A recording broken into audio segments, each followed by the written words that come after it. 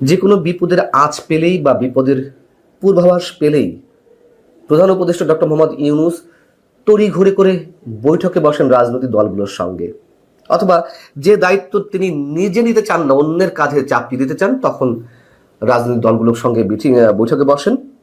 এর বাইরে সারা বছর তিনি বৃদ্ধাঙ্গুলি প্রদর্শন করে আসছেন রাজনৈতিক দলগুলোর প্রতি। আর বিএনপিও প্রধান উপদেষ্টার যে কোনো ধরনের ডাক পেলেই নিজেকে ধন্য ধন্য মনে করে। অথচ ফ্রম দ্য বিগিনিং বিএনপিকে যে সরকার বা প্রধান উপদেষ্টা নাকানি চুবানি খাইয়ে আসছে, এ কথা দেশের প্রতিটি সাধারণ মানুষ থেকে শুরু করে সবাই বিষয়টি বুঝতে পারলেও হয় বিএনপি বুঝতে পারছে না, অথবা বিশেষ এক কারণে বিএনপি সরকারের কাছে ধরা। কি কারণে তারা এতটা ধন্য ধন্য মনে করেন নিজেকে, মানে প্রধান উপদেষ্টা ডাক পেলেই, আমরা জানি না।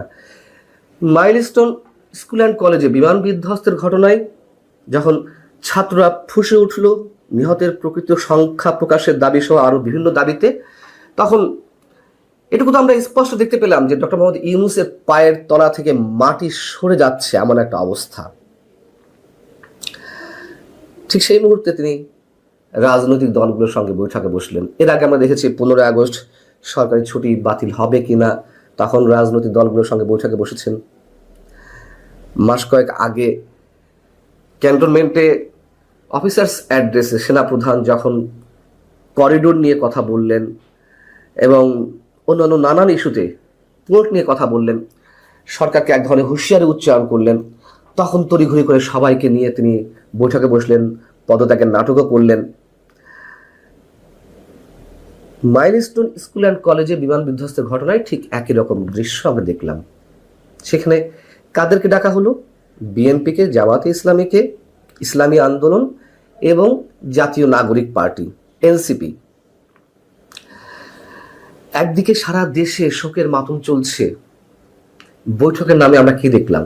বৈঠকের নামে দেখলাম সারা দেশে যখন আহাজারি, অন্যদিকে প্রধান উপদেষ্টার হাস্যজ্জ্বল ছবি, এই বিষয়টি অনেক বেশি ভাইরাল হয়েছে এবং একই সাথে তাদের খাওয়া দাওয়ার ছবি ফটো সেকশন করলেন, সেই ছবি প্রকাশ পেল। এতটুকু লজ্জা নেই এই মানুষগুলোর।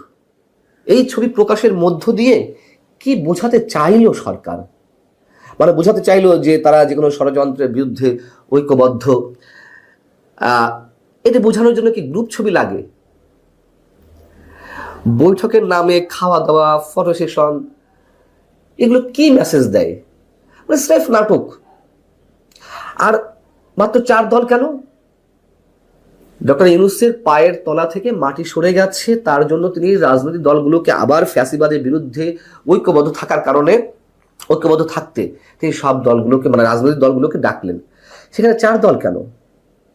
আর 4 দল থাক, 3 দল থাক, তার মধ্যে এনসিপি কেন? এনসিপি কোনো নিবন্ধিত রাজনৈতিক দল? সিপিবি কোথায়? বাসদ কোথায়? নাগরিক ঐক্য কোথায়? গণসংহতি কোথায়? এবি পার্টি কোথায়? আচ্ছা, এই ভদ্রলোকের অধীনে কিভাবে সুষ্ঠু, নিরপেক্ষ, অবাধ নির্বাচন সম্ভব? এই ব্যক্তিত্ব প্রতি পদে পদে তার যে পক্ষপাতিত্ব সেটা প্রকাশ করে আসছেন। এবং নাগরিক জাতীয় ঐকমত্য কমিশনের যে বৈঠকগুলো চলছে, ঐকমত্য প্রতিষ্ঠার বিষয়ে প্রায় 6 মাস 7 মাস হয়ে গেল, আর এক সার্কাস চলছে, রীতিমতো সার্কাস প্রতিদিন। এমনকি গত সোমবার যখন ভয়ঙ্কর বিপদটি নেমে এলো বাংলাদেশের উপরে বিমান দুর্ঘটনার, তার পরের দিন সকালেও জাতীয় ঐকমত্য কমিশনের বৈঠক হয়েছে। কি উদ্ধার করছে এরা? কি হয়? আমি তো বেশ কয়েকটি রাজনৈতিক দলের নেতাদের সঙ্গে কথা বলেছি, জানি সেখানে কি হয়। খাওয়া দাওয়া আর এইসব নাটকবাজি, ভাওতাবাজি, এছাড়া তো আর কিছু নয়। এবং দিনের পর দিন এগুলো টেনে নেওয়া হচ্ছে। জামাতের নেতা বৈঠক থেকে, অর্থাৎ রাত্রে যে জরুরি বৈঠক বসেছিল, সেখান থেকে বেরিয়ে জামাত নেতারা বলছেন যে ফ্যাসিবাদী শক্তির ষড়যন্ত্র ঠেকাতে দেশীয় ফ্যাসিবাদ বিরোধী রাজনৈতিক দলগুলোর মধ্যে ঐক্য অটুট রাখা অত্যন্ত জরুরি বলে জানিয়েছেন প্রধান উপদেষ্টা। ফ্যাসিবাদ বিরোধী মানে কি? আওয়ামী লীগের ফ্যাসিবাদিতার বিরুদ্ধে ঐক্য ধরে রাখতে হবে। হ্যাঁ, ফ্যাসিবাদিতার নগ্ন রূপ যে আমরা এই সরকারের সময় দেখছি, ডক্টর ইউনূস প্রতি পদে পদে ফ্যাসিবাদিতার চরম দৃষ্টান্ত স্থাপন করছেন। আমরা জানি না, মানুষ এগুলো বুঝতে পারছে না। এবং 2 দিন হয়ে গেল, 2 দিন হয়ে যাওয়ার পরেও তিনি এতটাই ভয়ের মধ্যে আছেন, তার মনোজাগতিক সব কিছুতে একটা তুমুল ভয় ভর করে আছে। তিনি না গেলেন মাইলস্টোন স্কুল অ্যান্ড কলেজের ক্ষতিগ্রস্ত এলাকা পরিদর্শনে, না গেলেন কোনো হসপিটালে। একাধিক হসপিটালে আহতরা চিকিৎসাধীন রয়েছেন। এর আগে আমরা কোনো সরকার প্রধানের সময় এমনটা দেখেছি? তিনি প্রাসাদ থেকে বের হলেন না, তিনি তার যমুনার বাসভবন থেকে বের হলেন না। মানে সব জায়গাতে তিনি রেকর্ড সৃষ্টি করছেন। কেন বের হচ্ছে না তিনি? কেন আহতদের দেখতে গেলেন না?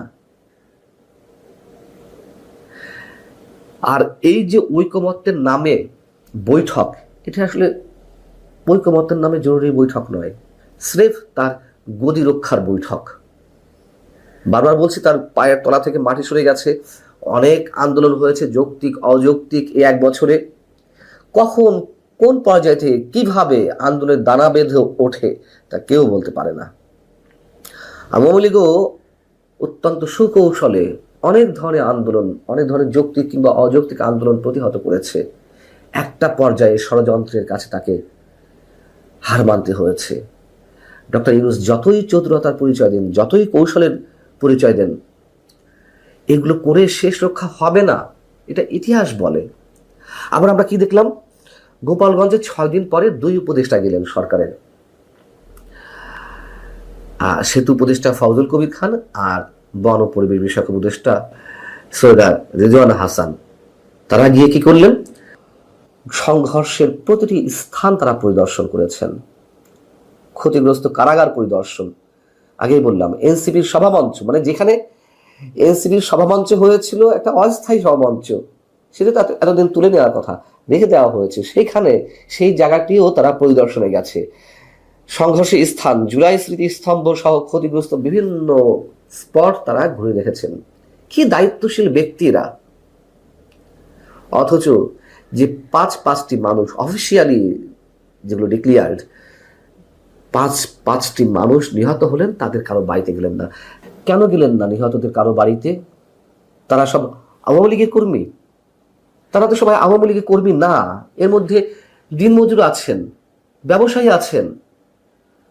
আর সবাই আওয়ামী লীগ যুবলীগ করলেও মানে একেবারে তারা অপাঙ্ক্তেও, তারা মানুষের পর্যায়ে পড়েন না, তাদের বাড়িতে যাওয়া যাবে না। এই যে বারবার বলছিলাম নাটক নাটক নাটক,